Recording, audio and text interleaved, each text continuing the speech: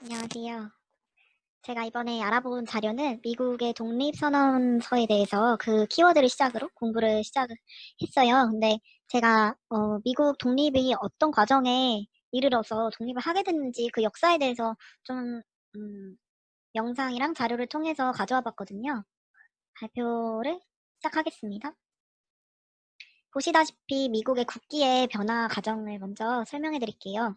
왼쪽에 보시면 이게 바로 북미 식민지일 때 영국이 북미를 식민지로 삼고 있을 때의 그때의 깃발인데 지금의 영국 국기랑 미국 국기가 서로 섞여 있는 듯하게 생겨 있죠. 이 국기를 걸고 전쟁이 시작됐다고 합니다. 오른쪽에는 이제 독립선언을 하고서 첫 성조기가 만들어졌는데 보시면 별이 13개, 줄이 13개 해서 13개의 줄을 나타낸다고 해요. 그리고 지금의 미국의 국기는 이렇게 1960년에 하와이가 연방주에 가입되면서 별이 50개가 붙었다고 합니다. 어, 보시는 지도 그림이 북미인데 영국령 아메리카 지도예요. 이렇게 13개의 주로 나눠져 있었는데 주마다 경제나 종교, 문화가 되게 다양하고 너무나 달랐다고 합니다. 여러분도 아시다시피 호주라는 나라가 좀 그렇거든요. 되게 다양한 인종, 그리고 되게 다양한 사람들이 모여서 사는 나라인데 그런 거랑 좀 비슷한 것 같아요. 같은 나라임에도 불구하고, 같은 식민지임에도 불구하고 너무나 사람들의 생활 방식이 너무 달랐다고 하는데 원래는 그 본국, 그러니까 영국과 북미 식민지 사이는 그렇게 나쁜 편이 아니었다고 해요.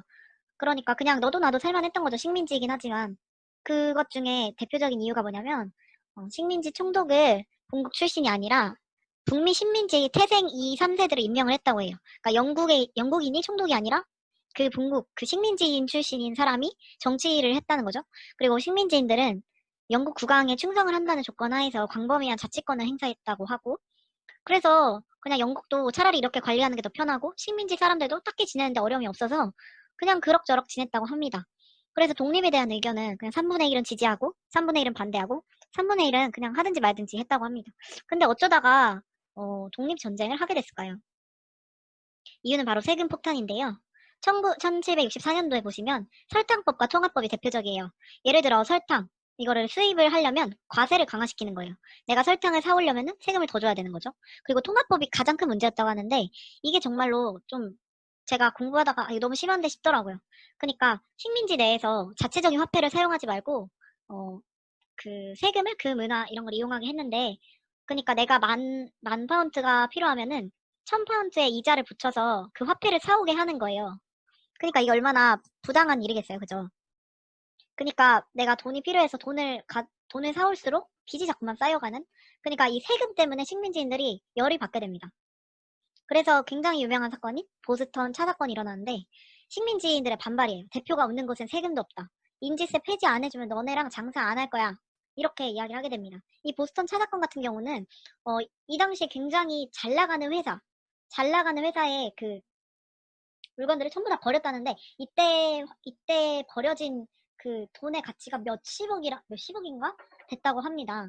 제가 정확한 수치는 기억은 안 나는데요. 네, 어마어마했다고 해요. 이런 식으로 반발을 하니까 그러니까 본국에서는 강압적으로 법률을 제정할 수밖에 없는 거죠.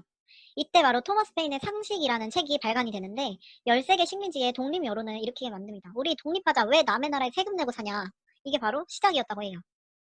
자, 그래서 처음 전쟁이 벌어진 곳이 바로 이 뉴 잉글랜드 쪽의 매사추세츠라고 하는데 여기서 바로 렉싱턴 콩코드 전투가 일어납니다. 이 전투는 약간 기습 게릴라전 식으로 일어난 일인데 이걸 시작으로 해서 몇 번의 그 독립전쟁이 일어나는데 영국군과 식민지 미국의 민병대의 싸움이에요. 제가 이걸 보고 너무 깜짝 놀란 게 이 렉싱턴 콩코드 전투도 그렇지만 이후에 있는 전투에서는 그 영국군의 한 7, 8천 명 되는 사람들이랑 이 미국의 민병대 500명 정도 되는 사람들이 싸우게 되는 거예요. 인원수도 그렇고 심지어 영국군은 군대잖아요. 그러니까 정부에서 관리를 해가지고 군사적으로 키우는 어떤 조직인 거고 미국의 민병대는 그저 근데 이 사람들이 굉장히 결속력이 강했다고요. 우리 독립해야 된다. 우리는 독립해서 싸워서 이겨야 된다. 이런 어떤 결속력이 되게 강했던 사람들이고 제일 중요한 게 뭐였냐면 이 민병대가 굉장히 위대하다는 겁니다.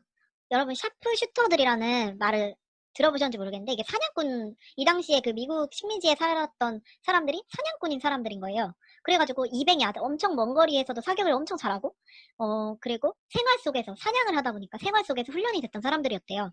그리고 이 사람들이 가지고 있는 총이 그 영국군은 제가 총 이름은 기억이 안 나지만 되게 짧고 그 총 모양이 그렇게 생겼더라고요. 짧고 그리고 탄환을 넣어서 이제 총을 발사하기까지 시간이 되게 오래 걸리는데 이 당시 민병대에서 사냥할 때 쓰던 총은 롱 라이프 홀 총이라고 하더라고요. 근데 이 총을 보니까 뭐가 다르냐면 그 어떤 총구에서 총이 이렇게 발사될 때 그냥 뿅 하고 나가는 것보다 이렇게 빙글빙글빙글 돌아가면서 나가면은 그 물체에게 더 확실하게 이렇게 겨냥이 된다고 하더라고요. 그런 식의 형태의 아주 긴 총을 가지고 사냥을 했던 사람들이라고 해요. 그래서 엄청 뛰어난 기술을 가진 사람이었죠. 저는 이거 보면서 그 하나님 말씀에 이스라엘 백성 한 명이 천인과 맞먹는다 이런 말씀 있잖아요. 그런 말씀이 생각이 났어요. 계란으로 바위치기 수준임에도 어마어마한 독립전쟁에서 계속 승리를 거뒀던 민병대의 활약이 참 대단한 것 같습니다. 네, 미국 땅이 굉장히 넓죠. 땅이 넓어서 민병대들 잘도 도망다녔다. 그래서 영국군과 민병대의 술래잡기가 시작이 된 거죠. 그리고 마지막 전투인 요크타운 전투로 이 전쟁이 끝이 나게 되는데요. 이 요크타운 전투가 저는 좀 대단한 것 같아요. 요크타운 전투는 어떻게 끝이 났냐면 이게 이제 해군의 전쟁이었는데 영국 영국 해 영국에 있는 해군들이 그 이제 미국의 식민지가 프랑스 해군의 도움을 받았다고 해요. 그 당시.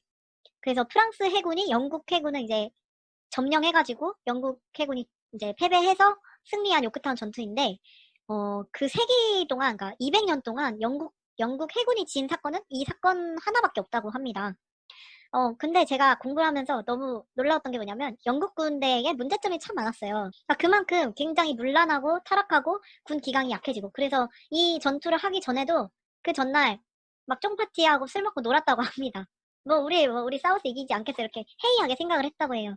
그런 영국군과 생활 속에서 훈련된 민병대 싸움이 인원수는 어마어마한 차이인데 제도적으로는 또 어마어마한 차이인데도 불구하고 미국의 독립전쟁에 승리를 가져다 주지 않았나 하는 생각이 들었습니다.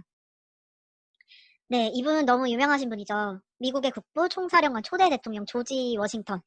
이분이 바로 그 미국에 있는 민병대를 진두지휘했던 사람인데 이분으로 말할 것 같으면 정말 대단한 어릴 때부터 굉장히 좀 남다른 어떤 성품을 가지고 있었다고 해요.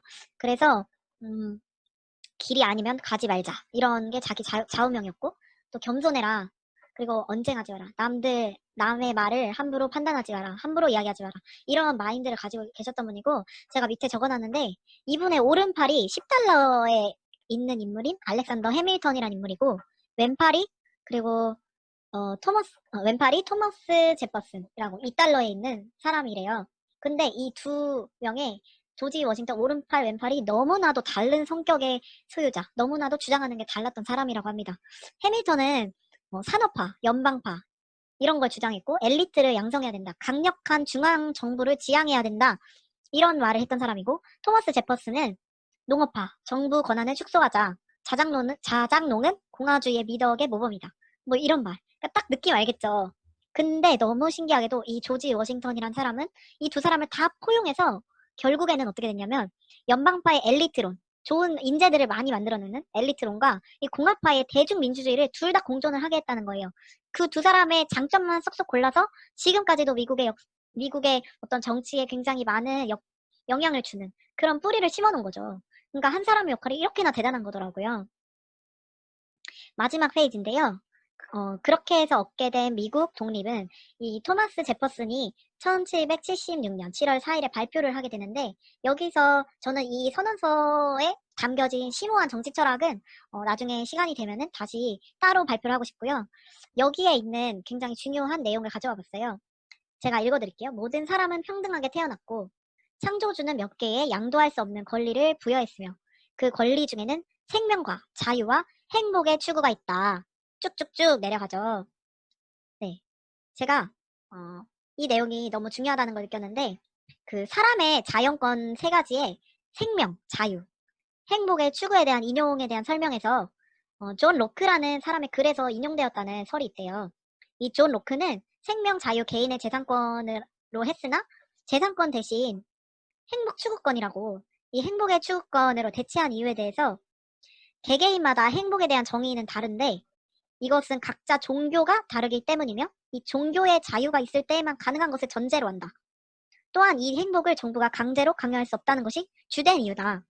행복 추구에 대한 설명에서 미덕이 요구되는데 이 미덕 중에는 교육을 받을 권리가 있으며 이것은 각 시민과 종교와 가정의 단위에서 생각해야 할 고유의 가치로 정한 것이다.